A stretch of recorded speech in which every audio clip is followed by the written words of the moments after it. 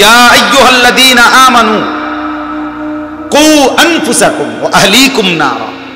আল্লাহ বলছে, হে ঈমানদার, নিজেকে জাহান্নামের আগুন থেকে বাঁচাও এবং পরিবারের সদস্যদেরকে জাহান্নামের আগুন থেকে বাঁচাও। দেখেন, আল্লাহ আলাদা করে বলছে, পরিবারের সদস্যদেরকে জাহান্নামের আগুন থেকে বাঁচাও সেটাও বলছে, আবার আলাদা বলছে নিজেকে জাহান্নামের আগুন থেকে বাঁচাও। কু আনফুসাকুম, আগে এটা বলছে। অর্থ কি?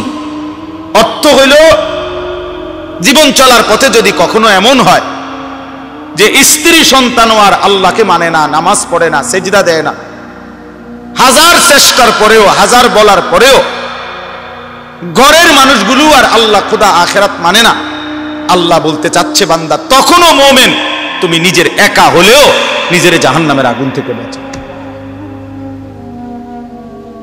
একা হলেও জাহান্নাম থেকে বাঁচতে হবে, একা হলেও একাই যুদ্ধ করতে হবে। এই কাজেই নিজেকে ভুলে যাওয়ার কোনো সুযোগ নেই। হাদিসের মধ্যে আছে, হযরতে হুযায়ফা রাদিয়াল্লাহু তাআলা আনহু বলেন, নবীজি সাল্লাল্লাহু আলাইহি সাল্লামকে জিজ্ঞেস করছি, ইয়া রাসূলুল্লাহ, লম্বা হাদিস, এর মধ্যে একটু শুধু বলতেছি আর কি। তিনি বলেন যে, ইয়া রাসূলুল্লাহ, আমি যদি জীবন চলার পথে কখনো এমন হয় যে আমি আল্লাহর দ্বীনের উপরে চলতে গিয়ে আমার সাথে আর কেউরে পেলাম না, সবাই আল্লাহর নাফরমানিতে লিপ্ত, কাউরে আর পাচ্ছি না, তখন আমি একা কি করব? এই তখন হাদিসে আছে, নবী সাল্লাল্লাহু আলাইহি ওয়াসাল্লাম বলছেন, ফাতাজিলিল ফিরাকা কুল্লাহা, ঠিক আছে, তাহলে সব দল সব মত ছেড়ে দাও, তুমি একাই। নবীজি বলছে, গাছের ওয়ালাউ আন তাআদ্দা বিআসলি শাজারাতিন, গাছের শিকড়, গাছের গোড়ালি কামড়াইয়া দইরা তুমি তোমার দ্বীনের উপরে একাই মজবুত থাকো। প্রয়োজনে গাছের শিকড় কামড়ায় দাও, আমি একাই, তবু আমি আল্লাহর নাফরমানি করব, আমি আল্লাহর নাফরমানি করব, আমার সাথে আমি আর কাউরে পাইলাম না, তো ঠিক আছে একাই। রাসূলুল্লাহ সাল্লাল্লাহু আলাইহি সাল্লামের একজন সাহাবী ছিলেন আবু যর গিফারি রাদিয়াল্লাহু তাআলা। নবীজির ইন্তেকালের পরে সাহাবাদের জামানায় উনার ব্যক্তিগত একটা মত ছিল একটা মাসআলায়। এই একটি মত ছিল এরকম উনার, যেই মতে পক্ষে, উনার পক্ষে একজন সাহাবীও ছিল না, মানে এই কথাটার উপরে আর কেউ একমত না, শুধু এটা উনি একাই কইছে, আর কেউ উনার সাথে একমত ছিল না। সাহাবীরা তখন এই সাহাবী আবু যর গিফারি রাদিয়াল্লাহু তাআলা আনহু, হযরত ওসমান রাদিয়াল্লাহু তাআলা আনহুর জামানায় মদিনা থেকে অনেক দূরে 300 কিলোমিটার আরো বেশি হবে, একেবারে নিভৃত একাকী একটি এলাকার মধ্যে, শুধু একা, উনি একাই সেখানে চলে গেছেন এবং সেখানেই উনার ইন্তেকাল হয়েছে। একাকিত্ব জীবন গ্রহণ করছে, রাবাজা নামক জায়গার মধ্যে চলে গেছেন তিনি। তো এটা অনেক বড় মাসালা, এই জন্য আমি মাসালাটা কইলাম না, মানে এটা লইয়া যেহেতু আমার এখন আলোচ্য বিষয় না, বলার উদ্দেশ্য শুধু এইটা, এক মুমিনের হিম্মত হবে এটা, যে পৃথিবীতে আমি যদি আর কেউ, হ্যাঁ না না এটা দরকার নাই আপনাকে, মানে এটা প্রয়োজনীয় না, আপনাদের বুঝার বিষয় না আর কি, আল্লাহকে কইলাম। তো মানে প্রয়োজন, শুধু এই কথাটা উদাহরণ দিছিলাম আর কি, এই কথাটা দেখানোর জন্য যে জীবন চলার পথে যদি ইমানের উপরে থাকতে গিয়ে, ইসলামের উপরে থাকতে গিয়ে, আল্লাহর দ্বীনের উপরে থাকতে গিয়ে আমি একাও যদি হয়ে যাই, তো আমাকে একাই কি করতে হবে? আল্লাহর দ্বীনের উপরে থাকতে হবে। আমি আর একজনে কি ইরমু, সমাজের এই দশা, 10 জনের এই দশা, আর আমি একলা কিতা করবো হুজুর, 10 জনের যে গতি আমারও সেই গতি, এটা কোনো কথা হইতে, এইটা বুঝাইতে চাচ্ছি, এটা কোনো মুমিনের কথা না। রাসূলুল্লাহ সাল্লাল্লাহু আলাইহি সাল্লামের একটা যুদ্ধ ছিল, হুনাইনের যুদ্ধ, নবীজির জামানায়। মক্কা বিজয়ের পরে নবীজি একটা যুদ্ধ করছিলেন 12,000 সাহাবী নিয়ে, মাত্র 4,000 কাফেরের মোকাবেলায়, যুদ্ধ শুরুতে 4,000 কাফেরের আক্রমণে 12,000 সাহাবী একসাথে যুদ্ধের ময়দান ছেড়ে দিছে, ছিন্ন ভিন্ন হয়ে গেছে। এই 4000 কাফেরের অতর্কিত আক্রমণে পুরা ময়দান থেকে যখন সিটটা বিটটা গেছে, 12,000 সাহাবী হুনাইনের যুদ্ধে, হাদিসের মধ্যে আছে, তারিখের মধ্যে আছে, ওই সময় একা আল্লাহর নবী সাল্লাল্লাহু আলাইহি সাল্লাম ওই যুদ্ধের ময়দানে একাই তিনি দাঁড়িয়েছিলেন এবং নবী সাল্লাল্লাহু আলাইহি সাল্লাম কাফেরদের দিকে তাকিয়ে বলছিলেন এবং সাহাবীদের দিকে তাকিয়ে একটা কথা বলছেন, দুই দিকে দুইটা কথা বলছে।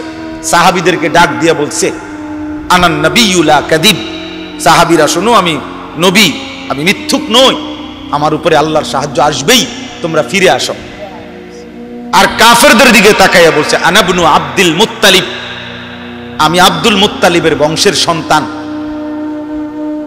আমার বংশের সন্তান আমি আব্দুল মুত্তালিবের, শোনো, আমি প্রয়োজনে একাই লড়বো, কিন্তু আমি পিঠ দেখাবো না, প্রয়োজনে বুক পেতে তোমাদের সমস্ত তীরের আঘাত সয়ে নেব, জীবন দেব, তবু আমি ময়দান ছাড়ব না। শেষ পর্যন্ত সাহাবীরা সব আবার ফিরে আসছে, আল্লাহ তাআলা মুসলমানদেরকে বিজয় দান করছে। ওয়ালাকাদ নাসারাকুমুল্লাহু ফি মাওয়াতিনা কাসীরাতিন ওয়া ইয়াউমা হুনাইন, কোরআন শরীফে ডাইরেক্ট এই আয়াত আছে এই যুদ্ধের কথা। তাইলে বাপ, এই সবগুলো উদাহরণ দিয়ে আমার বলার উদ্দেশ্য কি? উদ্দেশ্য এটাই, নিজেকে ভুলে যাওয়া। আজকে তোমরা অনেক কিশোর যুবক ছেলে বাপ, এতটুকু আত্ম উপলব্ধি তোমাদের নাই যে সকাল থেকে নিয়ে রাত পর্যন্ত তোমরা কি করছো। প্রিয় ভাই আমার, তুমি তো একজন মুসলমানের সন্তান, তোমার আব্বা মুসলমান, মা মুসলমান, তোমার দাদা দাদি নানা নানি মুসলমান, তোমার চারপাশের আত্মীয় স্বজন সব মুসলমান। সারা দিনে যারা এক ওয়াক্ত নামাজ, ফজর থেকে এশার নামাজ, এক ওয়াক্ত নামাজ যারা পড়লা না, আমার প্রিয় সন্তান, বলো মুসলমান এমন হয়?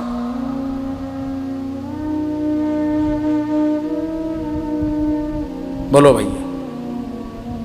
রাত অনেক হয়েছে, যেভাবেই হোক, আসলে আমরাও সময়টা আন্দাজ করতে পারি নাই, যার কারণে আমারও টার্গেট ছিল না এত রাত হবে। আর এই যে বলছে ভাই দুঃখের কথা, কি আমি আসলে আরো রুম আছিল, উনি ইচ্ছা করলে বইতে পারত,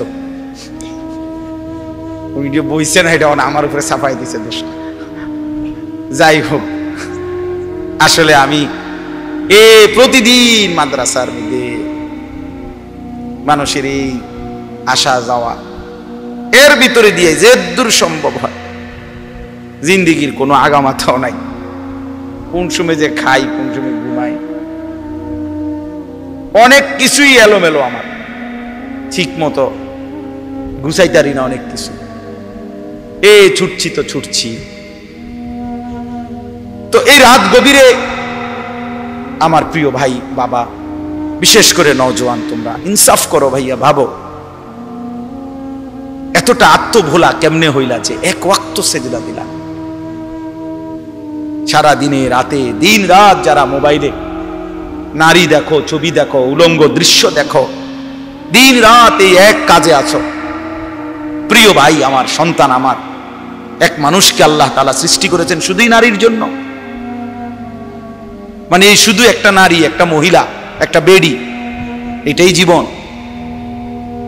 তুমি বুঝি এই বেডির লগে শুয়ে থাকার জন্য? নারীর দ্বারা অবৈধ যৌন চাহিদা, তোমার লজ্জাস্থানের যে চাহিদা, শুধু এইটা পূরণ করা, এর জন্যই পৃথিবী, এর জন্যই এমন সুন্দর হায়াত, এই রাত, এই দিন, এই সূর্য চন্দ্র, এই আলো বাতাস, এই রোদ বৃষ্টি, এই পৃথিবী, এই কায়নাত আল্লাহ তাআলা শুধু তুমি নারীর পিছনে ছুটবা, এর জন্যই বানাইছে। তো কি করলা কাম? ইনসাফ করো ভাইয়া, একজনই ভাবো, একটা ছেলেই ভাবো, একজনই ভাবো, এটা কোনো ইনসাফ হইতে পারে? দিন রাত মুসলমানের ঘরে জন্ম নিয়ে, মুসলিম হয়ে, চুলের উপরে সারা দিন ফ্যাশন, এটা বুঝি একটা কথা হলো? আমার ভাই বলো, এটা বুঝি একটা কথা হলো? তোমারে বুঝি আল্লাহ বানাইছে শুধু এই সারাক্ষণ চুল এটার ফ্যাশন করবা, বিভিন্ন মডেলে চুল কাটবা, এই নিয়ে ব্যস্ত থাকবে? এত ফালতু কাজে আল্লাহ মুসলমানকে বানাইছে? তাইলে সারাদিনে কি করলাম? গত এক সপ্তাহে কি করলাম? গত এক বছরে কি করলাম? বলো ভাই, বলো। চারিদিকে হত্যা, খুন, ধর্ষণ, নির্যাতন, পরকীয়া, স্বামী থাকতে স্ত্রী অন্য নারীতে আসক্ত, স্ত্রী থাকতে পুরুষ অন্য নারীতে আসক্ত। কি পরিমাণ বেড়ে গেছে, কি পরিমাণ অসভ্যতার অস্থিরতা বেড়ে গেছে। আমার 16 বছরের সন্তান, 20 বছরের জওয়ান, আমি তোরে মনে করাই দেই বন্ধু, আগামী 20 বছর পৃথিবীতে তোমারে বাঁচতে হবে, এই সমাজেই বাঁচতে হবে। তুমি এই পৃথিবীর থেকে চাঁদের দেশে যাইতে পারবা না। তাহলে এই সমাজে তোমার মা আছে, তোমার বোন আছে, তোমারও একটা ছোট বোন আছে। এই সমাজে তুমি যাকে আজ হোক কাল হোক বিবাহ করবে, তাহলে এই নারী যদি পবিত্র না থাকে, তোমার মেয়ের নিরাপত্তা কোথায়? তোমার বোনের নিরাপত্তা কোথায়? আগামী দিনে যে তোমার স্ত্রী হবে তার চরিত্রের পবিত্রতা কোথায়? তোমরা সবাই যদি মাতাল হয়ে যাও, তোমরা সবাই যদি মনে করো শাহওয়াত, নারী, ছবি, অস্থিরতা, বেহায়াপনা এরই নাম জীবন, তাহলে এই সমাজেই তো বাঁচতে হবে তোমরা, এই সমাজেই তো বাঁচতে হবে তোমরা। তো তোমরা যদি নিজের হাতে নিজের ক্ষেত, নিজের ফসল, নিজের সমাজ, নিজের এলাকা যদি এভাবে তছনছ করে দাও, নষ্ট করে দাও, তো একটি নিরাপদ সমাজ কেমনে পাইবা ভাইয়া? কে এনে দিবে উত্তম সমাজ? কে এনে দিবে? 9 বছরের মেয়ে বাচ্চা যদি নিরাপত্তা না পায় যেই দেশে, সেই দেশে অধঃপতন কোথায় গেছে? অধঃপতন কোথায় গেছে বলে? অসহায় কোন ইমাম মুয়াজ্জিনকে কোনোভাবেই কোন জালেম শেষ পর্যন্ত কোনোভাবেই কোন ইমাম মুয়াজ্জিনকে বেইজ্জতি তো করতে পারবে না। ঘটনার পিছনের সত্য তো আজ কিংবা কাল বের হবেই, এটাই সত্য, এটাই নিশ্চিত, এটাই নিশ্চিত, এটাই নিশ্চিত। আমরা জানি তো সব, বুঝি তো সব। কোন আলেমে দ্বীনকে বেইজ্জতি করার পরিণতি এই পৃথিবীতে কখনোই কারো জন্য ভালো হয় নাই, কেউ ভালো হয়। আমরা কিতাবে পড়ছি, আলেমে দ্বীনের রক্ত বিষের মতো, বিষ লাগলে যেমন মরে যায়, কোন আলেমে দ্বীনের রক্তের সাথে কারো বেইজ্জতি করলে আল্লাহ তাআলা তার ধ্বংস করে দেয়, বরবাদ করে দেয়, বরবাদ হয়ে যায়। এটা অকাট্য সত্য। এজন্য নওজোয়ান, আমি তোমারে মনে করাই দিলাম, তুমি চরিত্রহীন হইয়া তুমি মনে করো কেউ দেখে নাই, কেউ জানে নাই, তোমার সমাজ তুমি নষ্ট করে দিচ্ছ, তোমার আগামীর ভবিষ্যৎ তুমি বরবাদ করে দিচ্ছ। সেদিন কষ্ট পাইবা যেদিন দেখবা তোমার বোন, তোমার স্ত্রী, তোমার কন্যা আখলাক আর চরিত্র সুন্দর নাই, সেদিন ঠিকই কষ্ট পাবে।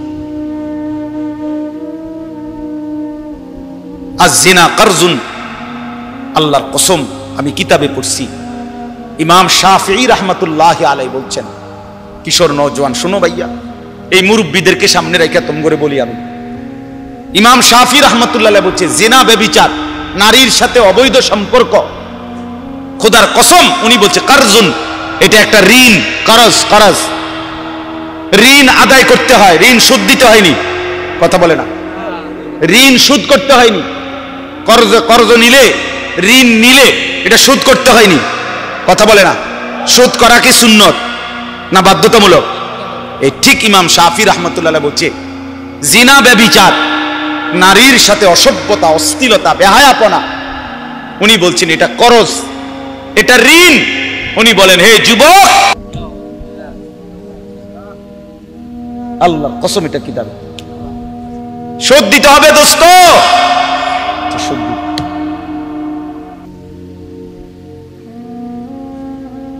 শোধ দিতে হবে। এই জন্য আমি অনুরোধ করছি, ইনসাফ করে প্রত্যেকেই আমরা, ওই ছেলে তোমরা ওরে বসছো কেন, নামো এখান থেকে। হয়তো ব্যাটকায় ব্যাক কল কোথায়, নামো বেটা, এই বাচ্চা নামো না কেন এখান থেকে? এই অটো বাইকার অটো এটা সরান এখান থেকে।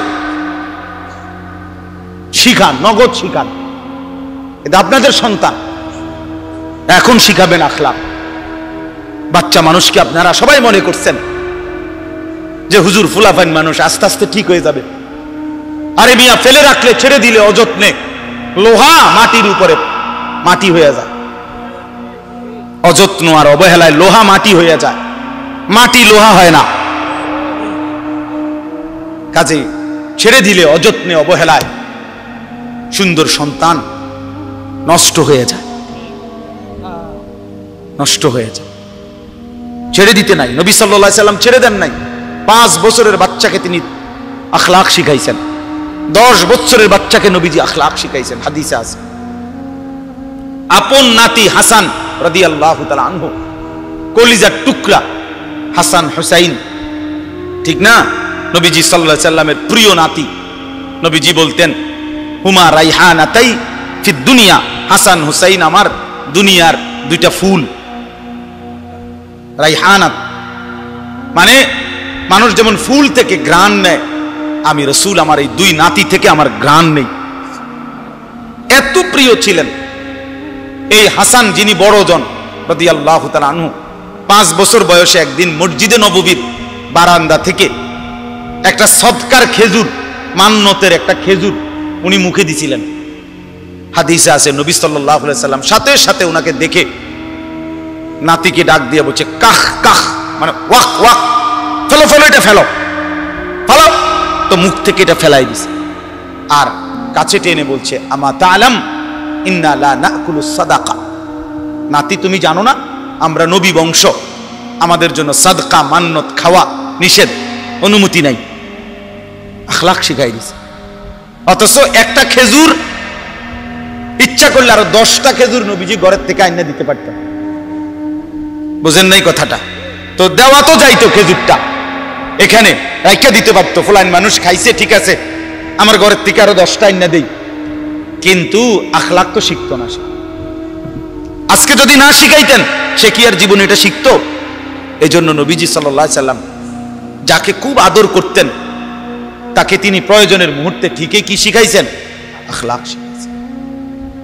10 বছরের সাহাবী আমর ইবনে সালামা রাদিয়াল্লাহু তাআলা আনহু, 10 বছরের একজন সাহাবী, 10 বছর বয়স্ক, নবীজির সাথে একদিন খাইতে বসছে একসাথে একই দস্তরখানে। তো ওই ছোট মানুষ উনি বারবার হাত নাড়ানাড়ি করতেছিলেন, একবার এন্দিয়া লয় একবার এন্দিয়া লয়। আল্লাহর নবী সাল্লাল্লাহু আলাইহি ওয়াসাল্লাম তখন, হাদিসের মধ্যে আছে, মুসলিম শরীফের হাদিস, নবীজি উনাকে বললেন, ইয়া গোলাম, হে প্রিয় বৎস, সাম্মিল্লাহ, বিসমিল্লাহ বলো, কুল বিয়ামিনিকা, ডান হাতে খাও, কুল মিম্মা ইয়ালিকা, তোমার সামনের থেকে খাও।